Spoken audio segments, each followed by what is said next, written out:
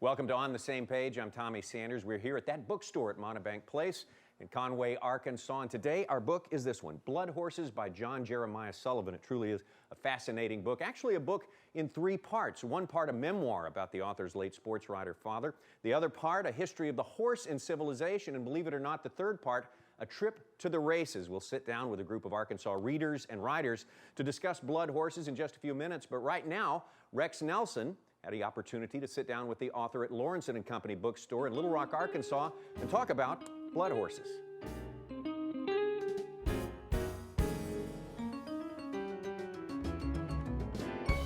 John Jeremiah Sullivan is the author. Blood Horses is the book. Thank you so much for joining us today. Thank you for having me. It's great to be here. It's good to be in Little Rock. All right, I'm going to get it straight from the author. Is this a book about fathers and sons? Is it a book about modern thoroughbred racing? Is it a history of the horse or a collection of great literature about the horse through the years? Or is it all of the above? It's a question I was hoping you wouldn't ask me. It's I think the whole impetus behind the book, in a way, had to do with the fact that I didn't quite know which of those it was about. The process of writing it was largely about all of those things you mentioned kind of swimming around together in my head and creating connections with one another. And in the end, it was clear to me that it was about all of those things. And I hope, if I succeeded, also about something separate that was a kind of synthesis, But yeah, it was definitely it's all over the place in a good way, I hope. But well, you're the son of a sports writer, which is part of the subtitle of the book. I'm an old sports writer, and I didn't have the pleasure of knowing your father, but boy, he reminded me of a lot of people I worked with and worked around. Yeah, not a boring profession. I was going to say, must have been one of those people that could be awfully fun at times and awfully maddening at times. That's the way of a lot of career sports writers. That's certainly how my mother would have described him. Yeah, he was a lot of fun, but maddening in the sense that everyone who knew him and loved him wished that he'd taken better care of himself. And as I'm sure you know, that's another thing that's common to the profession. It's rough on the body, and it's just it's a hard living. It's a hard lifestyle. Was a great writer, though. You talk about some of his strange writing, but a lot of the sports writers, the best sports writers I know, these guys produce literature, and they did it on deadline, and that seemed to be the way of your father. And I know he was fortunate, not to take up our interview with a lot of newspaper history, but I know he came along when the Courier Journal was, in the pre-Gannett days, was owned by the Bingham family and was really recognized as one of the great newspapers in America. And they would let people reach a little bit. You could take a minor league baseball game and do something a little different, could you, than just give the score. That's right. It is in some ways at a lot of papers, the last refuge of literary writing, that section. And when I grew up, like you said, the Binghams still owned the paper, and it was getting quoted on the national news on a regular basis. And I think it's still a good paper. I haven't, needless to say, I haven't been able to keep up with it as much since we left Louisville. But yeah, my father was, it's funny, after he died, a good friend of his at the Columbus Dispatch, Bill Eichenberger, sent out an email just kind of as a friendly gesture, asking his colleagues to nominate favorite sentences that my dad had written, and I think his intention was to forward them along to us. And just about everybody on the paper had one, and they all came back within a couple of days. These were things that had been, sort of in the frontal lobes. Exactly. He was a strange writer, but a memorable one. He wanted to. I think I say in the book, his ambition was purely to generate interesting copy, and if that meant talking about the game, great. But if it meant talking about some experience he had in the parking lot before the game, that was enough for him. And you write about hanging around in press boxes late at night.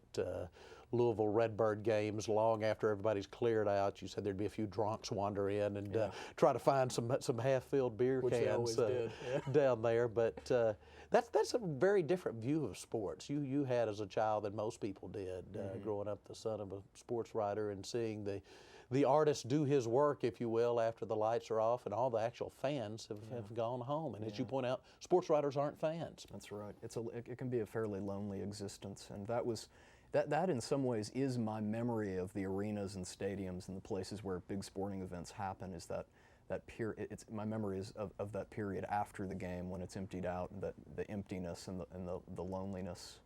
also the beauty of those spaces as physical spaces, Absolutely. and of being there with my dad when he was writing. And yeah, I think, you know, it's funny. I said he's not a fan, and the New York Times, when they reviewed the book, interpreted that to mean that he didn't like sports, which wasn't what I meant.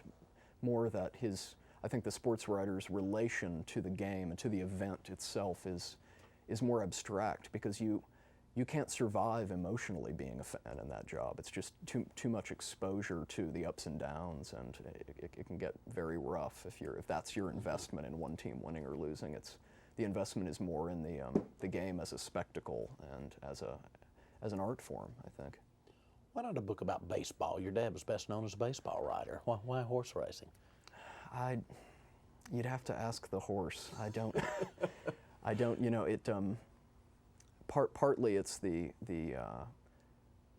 irony of the fact that my last conversation with my father ended up being about Secretariat's Derby in '73. Needless to say, I didn't know that's the last thing he was ever going to say to me, but Right. it turned out to be. And I think part of my task in writing the book was answering those questions. Why had this event stuck in his memory so indelibly when in fact he, as you say, he'd been much better known as a baseball writer and certainly seen a lot more baseball games and had seen some great moments take place on baseball, on the field.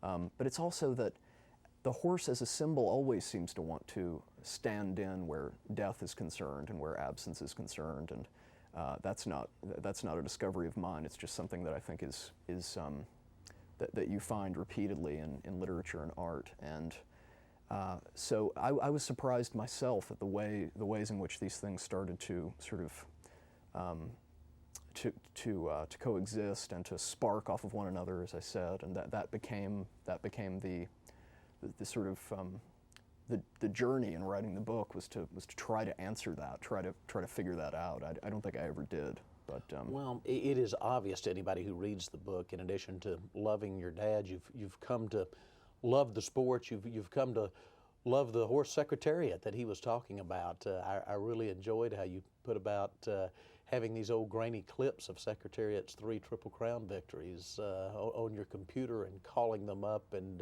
listening to the call of the great Chick Anderson. Some of our older viewers here in Arkansas will remember pre-Terry Wallace, Chick Anderson was the voice of Oaklawn Park in Hot Springs, Arkansas. Wow. Was part of the circuit he did around the country during the Oaklawn meet. And, he was an artist. And you write about the tremendous machine call in the Belmont, which is one of the most famous audio clips in sports history, I think we could all say. But you came to love the sport and love that horse, did you not, in this work? It's hard not to love or not to be in awe of physical perfection. I think it's rare that nature gets around to making something that perfect. And yeah, those clips that I had of his derby and of Chick Anderson's call were, in a way, spoke to me of the remove I was at from Secretariat and from that year it had taken place before I was born, and sort of experiencing that in that sort of grainy lo-fi context. It just, I don't know, it struck me somehow. How did the Harper's assignment that led into this come about? They say this guy used to live in Kentucky, he must know about horses, or Pretty much, yeah. That's how things work sometimes in the magazine business. The tendency in New York is to think of Kentucky as a foreign country, so I think they thought they were kind of, sending me on a foreign assignment. But no, Lewis Lapham at Harper's was always very encouraging of younger people on the staff who wanted to write, and there was an open invitation, essentially. And I initially just said that I wanted to write about the Derby as a spectacle and maybe write about my hometown. But this conversation I'd had with my father was in there knocking around too, and things that I was coming across in my reading. And almost without my really being aware that it was happening, I was building this structure in my head. And then the process of writing the book was partly one of tracing that, sort of getting it down, fixing it somehow. Before you began work on the article, did you have in your mind, I'm going to write a book, or did the book kind of flow out of the article? In fact, in all honesty, I didn't realize I was going to write a book until I'd already written one in some ways. I mean, the article was assigned at 5,000 words, and I wrote it at, I think the draft I handed into Harper's was 46,000, so already a short book. Mm-hmm. And a lot of times when you write a magazine article, you write long because you're trusting your editor to prune you back. But I found that a lot of the material I had to lose to make the piece short enough to run in Harper's was in fact essential to the way I saw the project, and luckily FSG agreed, and in fact they asked for another 25,000 words. So there was a month when I was cutting and adding at the same time, sort of a schizophrenic month there. Well, it's a great book on so many levels. I mean, for anybody interested in Kentucky itself and the South, I think it's kind of a history book and a cultural book. And I know in my own mind, I had an aunt and uncle who lived many years in Louisville, and I always loved Lexington also, but I always thought of Lexington as a southern city and Louisville as a northern industrial city, even though there's less than an hour apart. Exactly. And you point out some of those differences in the book, don't you? Yeah. It's Louisville and Lexington are two poles of my consciousness, I guess, in a way. I mean, I grew up constantly shuttling between them, and those differences were made very, very real to me. And there's a saying about Louisville, which I quote in the book, which is that Southerners call it the southernmost northern city, and Northerners call it the northernmost southern city. It has this strange, it occupies a kind of a limbo-like space almost. It's regionally confused, and as a result, I think I grew up pretty regionally confused, not knowing which I was. And yet this great sport of thoroughbred racing ties them together. Keeneland, you describe as the Vatican of American horse racing, and of course the great farms there, but of course the Derby, the great spectacles in Louisville the first Saturday every May. So they're kind of tied together in that sense. And I think Lexingtons like to think that, you know, we go to Louisville for the big show, so, you know, the TV people come and that's where it gets crazy, but then we retreat back to Lexington, and, you know, this is the sort of sanctum sanctorum, you know. How would, tough question I know, but how would your father have reviewed this book, you think, if he were writing a book review of it? That is a really good question. I like to think I know he would have enjoyed the parts about racing, the material about him.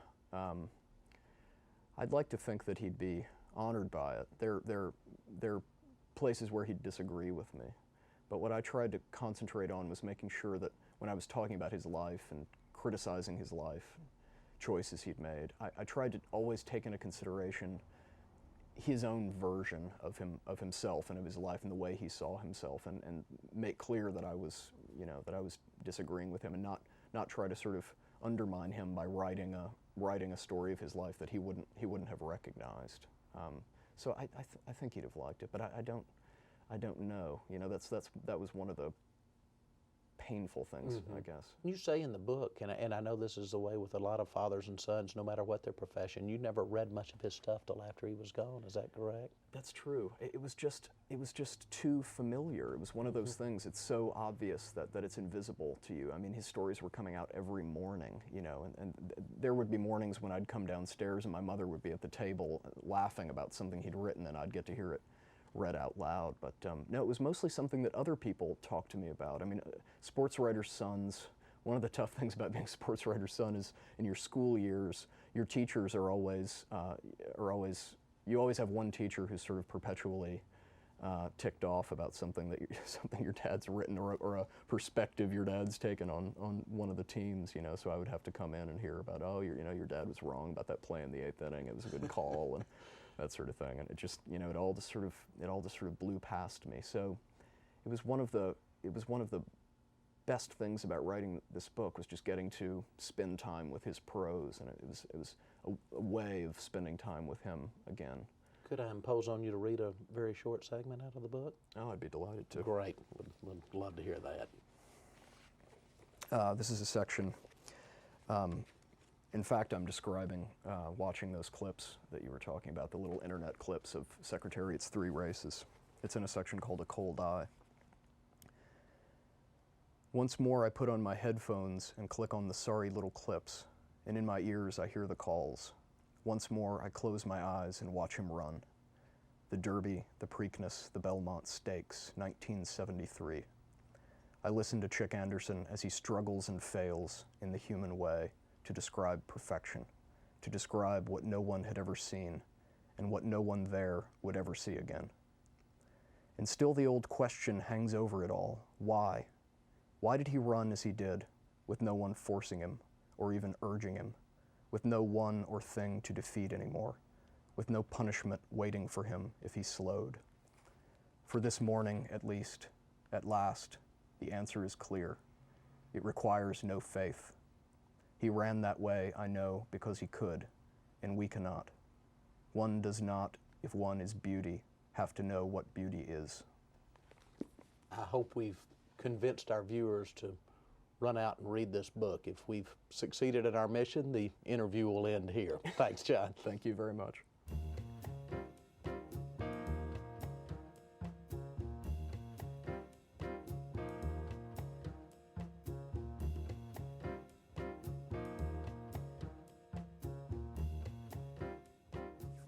All right, we are ready to go with our discussion of Blood Horses. I want to introduce our panelists for you here. First off, we'll start with Mark Smirnoff, who is the editor and publisher of the Oxford American, a literary publication, now based here in Conway, Arkansas, at the University of Central Arkansas. Janie Ginocchio is a writer based in Central Arkansas as well, and is also on the talent committee, which brought the author into town with the Literary Festival, which allowed Rex to do that interview there. So thanks for that. We appreciate that. Jason Morphew is a writer and a musician here in Central Arkansas, and who actually wrote the review, I believe, for the Arkansas Democrat Gazette of Blood Horses. Thank you all for being here today. And I guess we could start by addressing the same thing that Rex did, and by asking, what sort of animal are we talking about here? What kind of book is this? We'll start with you, Jane. Well, I think the heart and soul of this book is his relationship with his father. To me, that's what resonated the most. But then, of course, you've got, I think it's a book about history. It's the history of the father and the son, the history of racing, and the history of horses, and they all kind of collide together into this one book. Do you think he's successful at making them collide together and make sense together and so. build on each other? I think so. I think some of the threads are very subtle, and you have to pay attention sometimes, especially there was one point where he was talking about a Lexington well digger, and at some points if you really had to work to see where's he going with this, and so but overall I think he was very successul. What are we dealing with? What kind of book is it, Jason? Well, I think he's doing a couple. He's doing a lot of things, but the way it's structured is like 2 to 4 to 6 page passages. Some of them dealing with his relationship with his father, which is very straightforward, and then some that are alternating sort of after a personal passage. He'll do a thing out of left field, seemingly, about the history, something relating to the history of the horse. And it's sort of like this, I believe John, when he was in town, described it, maybe it might have been a result of his attention deficit disorder or something, the way the book is structured. But it's this cumulative effect that really grips you as you read the book. And it's very suggestive, and it's sort of sly, and can be challenging, because you will start to read about something that, you have no idea where he's going, where he's taking you, or why. You don't really know if you want to go there. But it's a really unique animal. Yeah, it really is. Mark, what's your take on it? Well, Sullivan's literary hero is another Kentuckian named Guy Davenport. And in fact, Sullivan interviewed Davenport for the Paris Review. And to me, there's a very telling Davenport quote in the book, which I'll paraphrase as, "All art is a dance from form to form." And I think Sullivan took that to heart, and he dances from form to form, in the sense that he experiments with looking at his subject from as many angles as he can think of, which is why you find a discussion of painting, of toys, of a lot. Yeah. So he's working from freedom here. I mean, he doesn't feel constrained by the standard tone of a memoir or the structure of a novel or something like that. Give us, are there any comparable books that our readers or our listeners might be familiar with right now that you could bring to mind that would compare with this book? Well, the essays of Guy Davenport come to mind.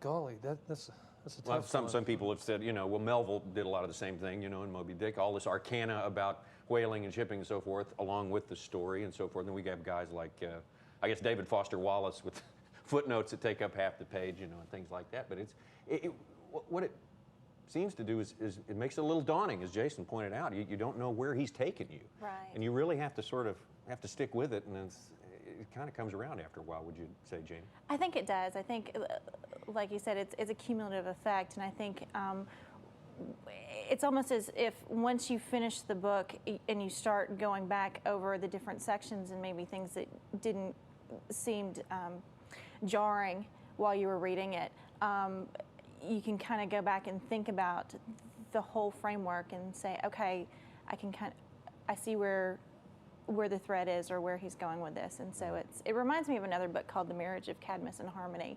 And I can't remember the author, unfortunately, but he took the Greek myths and kind of gave an explanation of them and then showed how they reverberated throughout the world in different themes and different parts of history. And I get that same sense that with this book as well. Well, that part you were referring to about the seemingly unkillable Kentuckian. Right. Sullivan doesn't come out and tell you this is sort of a metaphor for how my father lived hard. But you sort of, after another 50 pages, say, it occurs to you. Right. So that's a strength, I think, of the book, is that it's very suggestive and very interpretable. I mean, I think some people can read it as a book just about horses or a book about losing a loved one, which is, I think, is a big strength. I think a lot of people are going to read the book, and I'm probably one of them, and think that the real heart of it is the memoir about his father. Do you think his approach to his father is one of total admiration, or do you think maybe it's sort of a little bit of everything thrown in there? I understand what you're all saying about how the discussion of John's father may be the centerpiece of this book, but for me it was how Sullivan felt compelled to be so thorough and curious in the way he researched his subject. And you always just see this mind at work trying to, and this curiosity at work just going at the subject nonstop. Do you think he's kind of an overachiever? Well, Sullivan turned in 40,000 words on a 5,000 word assignment, yeah, like you said in the end. Another layer that's in there is this another sort of survey of Lexington and Louisville and the people who live there. That's yet another element that's drawn in, and he gets some pretty interesting stuff going there as well, wouldn't you say? I think so. I think there is kind of such a dichotomy in the Southern consciousness between the inbred hillbilly and then the blue bloods that act like royalty and try to distance themselves as much as possible from the other stereotype, to the point where they can almost seem like spoofs of themselves. And so I think he did a great job of juxtaposing those two. Has anyone else tried the Sullivan betting system but me? I was thinking, have you tried it? Yeah. And I actually asked him when he was in town to sort of explain it more in depth. So, yeah. I tried it. I broke about even, or under even, actually. Yeah. Under. Yeah. Actually, to be totally frank. So it's not. But I gave it a shot at Oaklawn, yeah. And he wanted. He alarmed him. He said, "Wait, now before you start using this system, you've got to know some things." He really broke it down, and I got this really long email from him after, weeks later, just like, here's really the system. He doesn't really go into. I would have liked more of the betting system in the Before book. you placed your bets? Right. Yeah, absolutely. Well, now that you know the real story, you can get a sack of money and try it one more time. Juveniles is the key. Yeah, okay. To the bet. Juvenile. Really? Juvenile. Yeah. Now, Okay. and maybe I got lost on this, but the juveniles are the 3-year-olds, or they? No, younger than 3. Younger than 3. Yeah. Okay. Before we wrap it up, I guess we have to all agree it was kind of a well-timed release of a book on his part, with all the high profile, the Seabiscuit, the book and the movie, the Triple Crown attempt for Smarty Jones this year and everything. So it's maybe that's garnered some extra attention as well. And I think most of it, as you mentioned earlier, Mark, has been favorable from critics, and it is a literary triumph. Well, there's no doubt that Sullivan is a great writer, and this is his first book, so it's very exciting. And he's original, it seems. Until you mentioned Moby Dick, I couldn't think of any book that was quite like this one in its structure. Yeah. It is an original thing, and it's certainly well worth a look. I think It may be slow going at first, but I think everyone can agree if you'll stick with it, it's really quite fascinating and a great memoir. 3 books in one. It's kind of the way I think about it. It's called Blood Horses. John Jeremiah Sullivan is the author. I want to thank Janie Ginocchio, Mark Smirnoff, Jason Morphew for coming here and talking about this really neat book. Thank you for joining us on the Same Page.